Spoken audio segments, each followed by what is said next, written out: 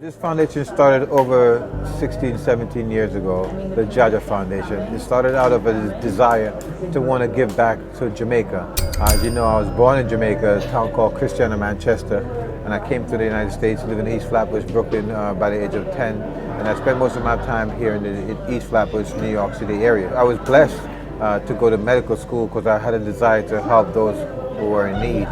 And once graduating from medical school, I said, where would I have the biggest impact?